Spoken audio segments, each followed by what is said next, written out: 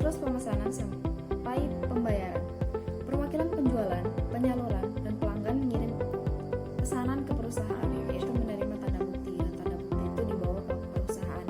Yang kedua itu ada sistem informasi penjualan. Sistem informasi penjualan itu manajemen pemasaran melakukan laporan yang tepat waktu dan akurat tentang penjualan terkini. Lalu selanjutnya ada database, gudang data, dan penggalian data. Perusahaan mengelola informasi mereka dalam database. Perusahaan menyimpan data-data dalam data warehousing dan membuatnya mudah diakses oleh sang pengambil keputusan. Selanjutnya itu ada sistem intelijen pemasaran. Sistem ini memberikan data saat ini atau real time. Sistem intelijen adalah kumpulan prosedur dan sumber daya yang digunakan oleh manajer. Selanjutnya ada informasi eksternal pemasaran.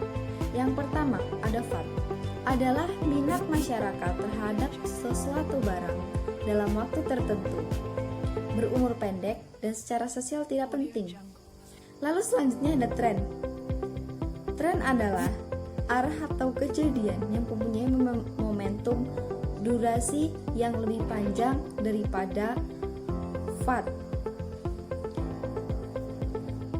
Contohnya, orang memiliki hobi aerobik. Selanjutnya ada megatrend. Megatrend adalah perubahan besar dalam sosial, politik, budaya, dan teknologi yang terjadi. Perubahan itu mempengaruhi kita selama beberapa periode. Contohnya, daripada membaca koran, orang lebih suka membaca berita online.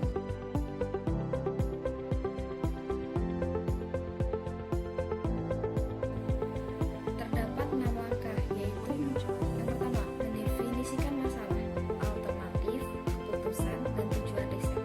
Beberapa riset bersifat eksploratif. Maksud di sini eksploratif adalah sifat masalah sebenarnya dan menyarankan kemungkinan solusi baru. Yang kedua yaitu deskriptif, yaitu berusaha menghitung permintaan. Lalu yang ketiga itu ada klausa, yaitu menguji hubungan sebab akibat. Lalu yang kedua itu ada mengembangkan rencana riset. Yang harus dilakukan adalah yang pertama, mengambil keputusan sumber data. Yang kedua, pendekatan riset. Yang ketiga, instrumen riset. Yang keempat, rencana pengambilan sampel. Yang keempat itu ada metode kontak. Lalu selanjutnya ada sumber data. Sumber data itu ada dua. Yang pertama ada primer, yang kedua itu sekunder. Data primer itu data yang dikumpulkan untuk tujuan tertentu atau proyek atau riset.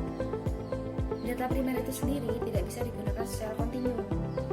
Lalu yang kedua itu ada data sekunder, adalah data yang dikumpulkan untuk tujuan lain atau sudah ada di suatu tempat.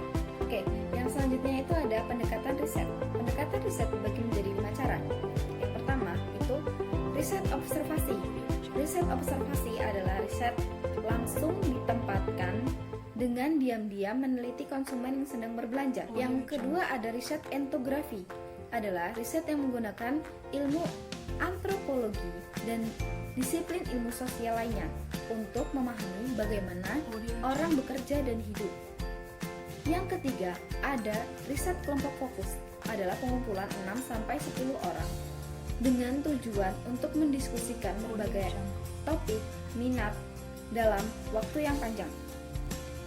Yang keempat, ada survei. Riset survei adalah melakukan survei untuk mempelajari dan mengetahui kepuasan masyarakat. Selanjutnya ada riset eksperimen, adalah dirancang untuk menangkap hubungan sebab akibat dengan menghilangkan berbagai penjelasan tentang ilmu, tentang temuan yang sudah diteliti. Oke, yang selanjutnya ada instrumen riset. Instrumen riset ini memiliki 3 pilihan utama mengumpulkan data primer, yaitu ada kuesioner. Kuesioner sendiri terbagi menjadi 2, yaitu pertanyaan terbuka dan pertanyaan tertutup. Pertanyaan terbuka sendiri itu memungkinkan responden untuk menjawab dengan kata-kata tersendiri. Yang kedua itu ada pertanyaan tertutup. Dan pertanyaan tertutup ini dispesifikasikan agar lebih mudah dihitung. Lalu ada rencana pengambilan sampel. Hal ini diperlukan keputusan, di antaranya yang pertama, unit pengambilan sampel, yang kedua ukuran sampel, yang ketiga prosedur pengambilan sampel. Selanjutnya ada metode kontak. Metode kontak ini sendiri berfungsi untuk menghubungi subjek. Nah, menghubungi subjek ini dibagi lagi menjadi yang pertama kuesioner, kuesioner, wawancara telepon, wawancara pribadi, dan wawancara online. Lalu cara yang ketiga dari 6 target pengumpulan informasi yaitu ada mengumpulkan informasi menggunakan teknologi komputer dan telekomunikasi. Komputer sendiri digunakan untuk mencatat atau mengetik hasil wawancara, dan telekomunikasi adalah cara kita mengkomunikasikannya dengan menggunakan alat komunikasi yang ada.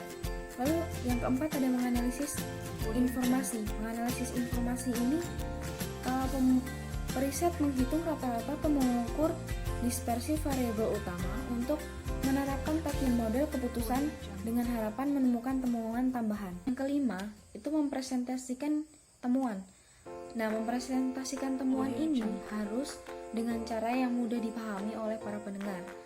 Kemudian yang keenam, itu ada pengambilan keputusan. Pengambilan keputusan ini bisa menerima atau menolak dengan mempertimbangkan hasil dari riset tersebut.